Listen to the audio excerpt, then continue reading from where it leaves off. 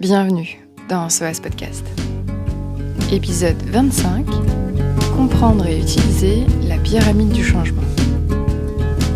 Bonjour, je suis ravie de vous retrouver pour ce 5e épisode de la saison 2 du SOAS Podcast. Aujourd'hui, on va prendre le temps de poser les choses. On va parler de changement, mais pas de manière superficielle ou vague. On va plonger dans ce que signifie vraiment changer en profondeur. Et surtout, on va essayer de comprendre pourquoi, parfois, on a envie de changer sans réussir à passer à l'action.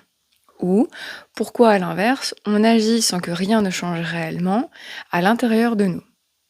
Ce que je vous propose ici, c'est un éclairage concret, stratégique et accessible sur un outil que j'utilise très souvent en consultation en gestion de carrière, la pyramide des niveaux logiques, ou appelée également la pyramide de Diels. Alors peut-être que ce nom vous est familier, ou peut-être pas du tout d'ailleurs. Dans tous les cas, je vous invite à rester curieux, parce que cet outil, une fois qu'on l'a compris et qu'on se l'est approprié, devient un levier puissant pour mieux se connaître, prendre des décisions alignées et piloter un changement professionnel ou personnel avec plus de cohérence. Avant d'entrer dans les détails, un mot rapide sur l'origine de ce modèle qui me paraît vraiment essentiel. Donc, la pyramide de Diels a été conçue par Robert Diels, qui lui était un chercheur et un consultant américain en PNL, qu'on appelle aussi donc la programmation neurolinguistique. Ce modèle, donc, il est né dans les années 80, dans un contexte de recherche appliquée sur la performance, le leadership et la transformation individuelle. Mais détrompez-vous, il ne s'agit pas du tout d'un outil magique de développement personnel, un énième. C'est vraiment une grille de lecture, une structure logique qui permet de clarifier à quel niveau se situe un problème ou un blocage. Et à quel niveau il faudrait intervenir donc pour que le changement soit durable. Donc concrètement, ça sert à quoi ? Eh bien, ça sert à ça. Quand une personne me dit « j'ai envie de changer de job, mais j'arrive pas à me lancer » ou je me sens bloquée dans un poste, je sais que quelque chose bloque, cloche, mais je ne sais pas quoi. Eh bien, lors de mes consultations, je peux utiliser ce modèle pour explorer en profondeur ce qui est en jeu. Donc, est-ce que c'est une question d'environnement, de compétences, d'identité, d'alignement personnel ? Et c'est tout l'intérêt de cette pyramide. Elle permet de situer les enjeux du changement et d'éviter de se tromper de niveau. Et vous allez voir, en transition professionnelle, que vous soyez en réflexion, en reconversion, en repositionnement, même en création d'entreprise, peu importe où, même entrepreneur, quand on est en train de se réinventer, par exemple après un burn-out ou une rupture, c'est un outil extrêmement précieux. Donc, dans cet épisode, on va voir ensemble, on va découvrir les 6 niveaux logiques du changement, donc de cette pyramide, comprendre comment elles interagissent entre eux, illustrer leur usage avec des exemples concrets, issus de parcours de vie réels que j'ai anonymisés. On va explorer comment cet outil peut devenir un guide, une boussole, une aide à la décision. Et enfin, je vous partagerai un outil que j'ai créé à partir de cette pyramide que vous pourrez utiliser vous-même ou en accompagnement, bien entendu, pour mieux cerner vos freins, vos leviers et vos prochaines actions. Mais avant de démarrer, je vous propose de prendre une grande inspiration.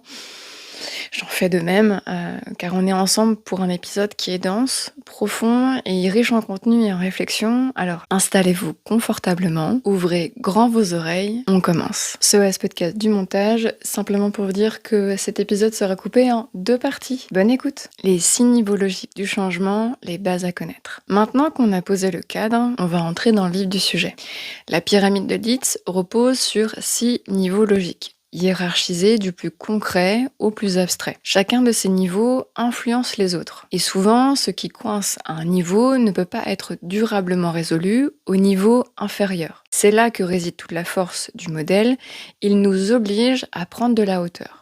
On va les découvrir un à un, du bas vers le haut. Et pour chaque niveau, je vous proposerai une explication simple, évidemment, 1 ou 2 questions clés et un exemple professionnel concret. Je vous rappelle, on parle du bas vers le haut, donc la base s'appelle l'environnement. C'est le niveau le plus bas de la pyramide, il correspond à ce qui vous entoure, où vous êtes, avec qui, dans quelles conditions, quel contexte, à quel moment. Les questions associées, elles sont dans quel environnement j'évolue actuellement, Ou encore, quelles sont les contraintes ou les ressources autour de moi. Par exemple, vous êtes secrétaire médicale dans un cabinet en ville, le métier vous plaît, mais l'ambiance est toxique. On en a déjà parlé dans ce podcast, notamment dans la saison 1. Le problème ici, donc, n'est pas la mission, mais l'environnement de travail. Donc finalement, changer de structure sans changer de fonction peut suffire à restaurer l'équilibre, par exemple. Puis, nous allons entrer dans ce qu'on appelle les comportements. Et ici, on va s'intéresser à ce que vous faites concrètement, à vos actions observables. Et les questions, donc quel comportement j'adopte dans mon travail, qu'est-ce que je fais ou que je ne fais pas, qui pourrait poser un problème. Un autre exemple, vous êtes manager et vous avez tendance à micromanager sans en avoir réellement conscience.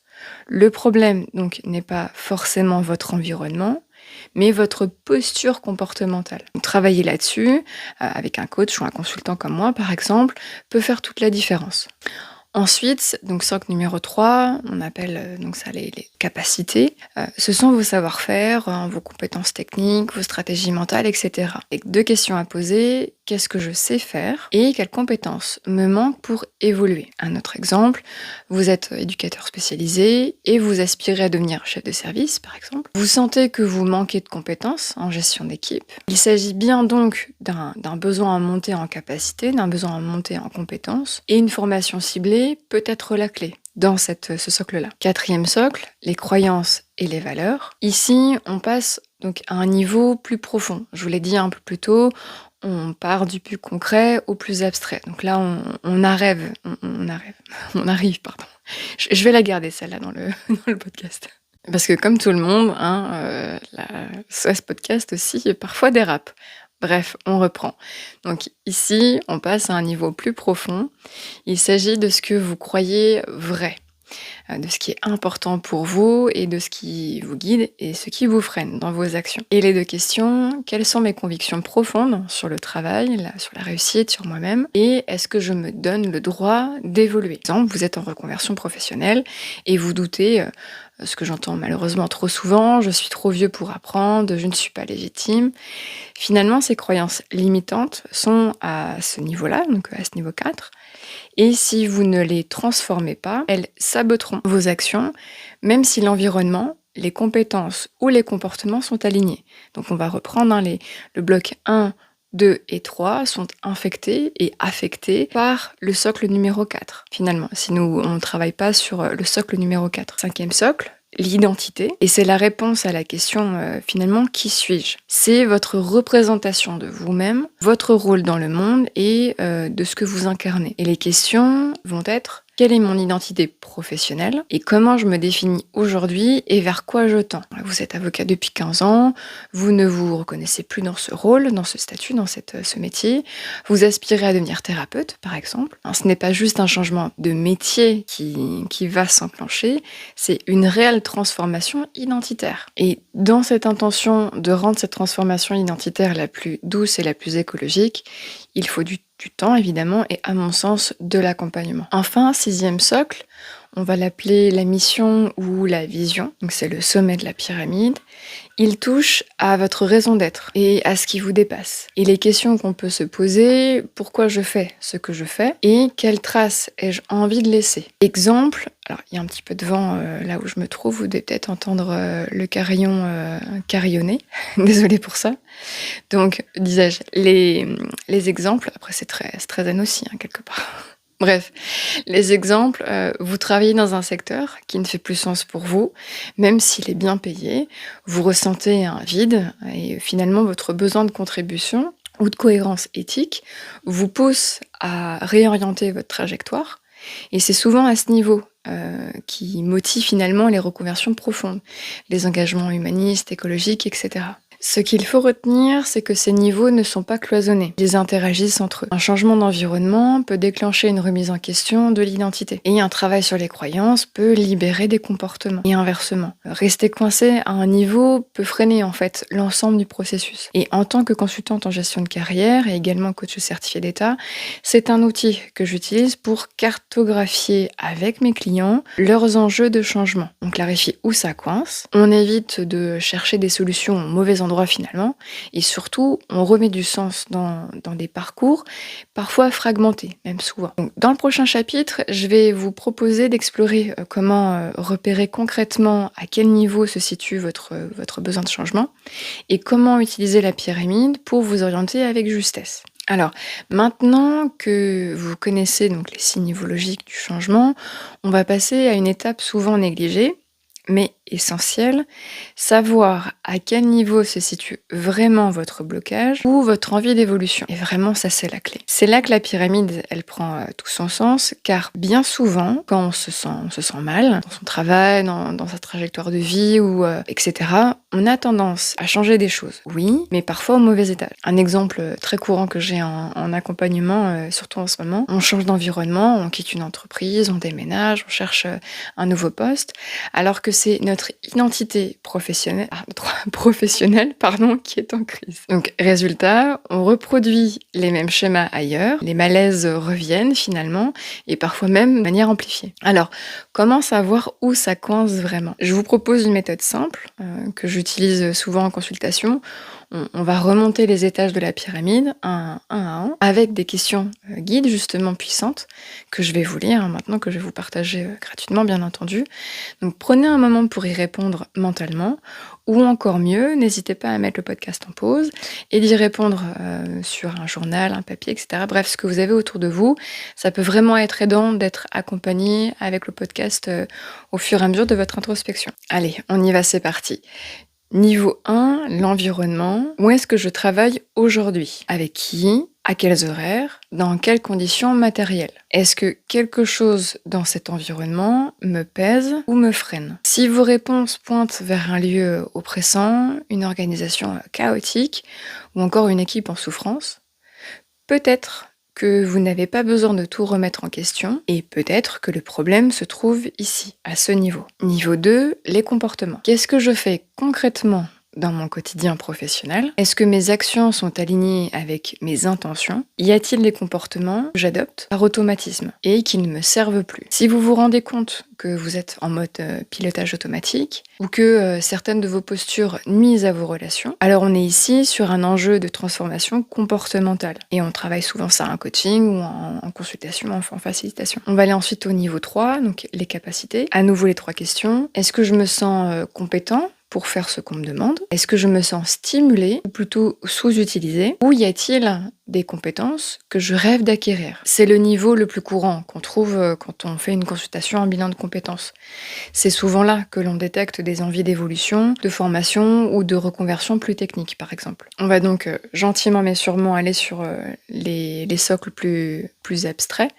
Donc le niveau 4, les croyances et les valeurs. Qu'est-ce que je crois sur moi, sur le travail, sur le monde professionnel ? Quelles sont les valeurs que je veux incarner ? Enfin, est-ce que je me sens en conflit avec les valeurs de mon organisation ? Que vous soyez entrepreneur ou salarié, ça fonctionne aussi. Donc si vous sentez que vous devez vous taire, vous brider ou aller à l'encontre de vos convictions pour rester à votre poste, vous êtes donc probablement en dissonance de valeurs. Et c'est un puissant moteur de changement. Niveau numéro 5, l'identité. Qui suis-je, professionnellement parlant ? Est-ce que mon rôle me correspond encore ? Et suis-je en train de grandir dans une autre direction ? Quand l'identité bouge, finalement, tout bouge. C'est souvent là que les grandes reconversions naissent. On ne veut pas juste changer de job, changer de métier. On veut en fait changer de place dans le monde. Et enfin, donc le niveau 6, le top niveau, la mission, la vision. Pourquoi est-ce que je me lève le matin ? Ce qui est assez profond comme question, on va pas se mentir. Est-ce que mon travail participe à quelque chose de plus grand que moi ? Et quel sens je veux donner à ma vie professionnelle ? Ce niveau, il est vraiment très subtil. Et il va se manifester pas toujours de façon claire. Mais quand on sent que ce que l'on fait ne fait plus sens, n'a plus de sens pour nous, ou que l'on aspire à une forme de contribution différente, c'est souvent ici que les questionnements s'ancrent. En consultation, justement, je guide mes clients à travers ces étages. Et souvent, ce petit exercice d'auto-questionnement permet de mettre des mots là où il n'y avait qu'un malaise diffus. C'est une sorte de boussole intérieure, quelque part. Et une fois qu'on a repéré le bon étage, on peut poser dans ce cas les bonnes actions, et c'est celles qui permettent une réelle transformation. Donc, je vous invite à refaire ce parcours tranquillement chez vous. Je vais justement créer un audio bonus qui va être attaché, que je vais publier après cet épisode pour que vous puissiez avoir uniquement les questions à disposition. Ça vous permettra de reprendre uniquement les questions et pas nécessairement l'intégralité de l'épisode. Donc voilà, n'hésitez pas de vous abonner et surtout de suivre SOAS Podcast pour récupérer cet épisode bonus. Cet exercice peut déclencher de vraies prises de conscience finalement. Dans le prochain chapitre, on va voir comment utiliser la pyramide dans un processus de transition professionnelle. Et je vous donnerai, comme je vous l'ai dit un peu plus tôt dans l'intro, des exemples d'accompagnement concrets et surtout des repères pour que vous puissiez vous en servir comme un outil de décision. Utilisez la pyramide de Dilts pour construire une transition professionnelle alignée. Maintenant que vous avez identifié à quel niveau se situe votre envie ou votre besoin de changement, on va voir comment passer à l'action de manière cohérente et surtout durable. Parce que oui, un changement professionnel réussi, ce n'est pas juste une affaire de CV ou de formation, etc.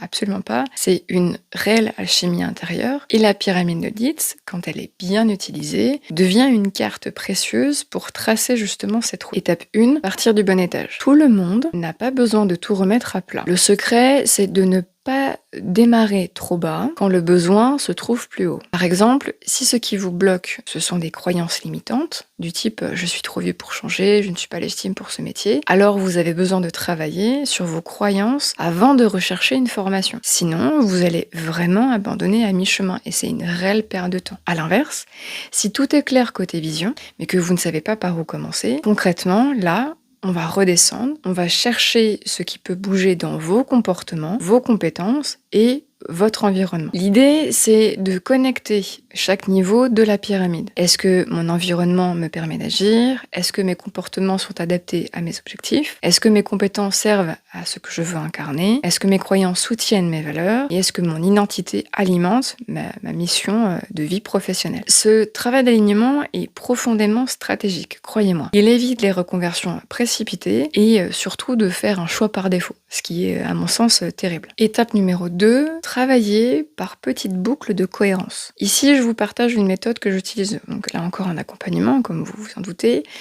ce que j'appelle du coup la boucle de cohérence. C'est une sorte de mini-diagnostic en 3 temps. Temps numéro 1, je choisis un étage où j'ai de la clarté. Par exemple, mes valeurs. D'ailleurs, dites-moi en commentaire, sans regarder et sans tricher, finalement, mes valeurs correspondent à quel étage. Dites-moi ça en commentaire, ça m'intéresse. Et ne trichez pas. Donc, temps numéro 2, je descends d'un étage.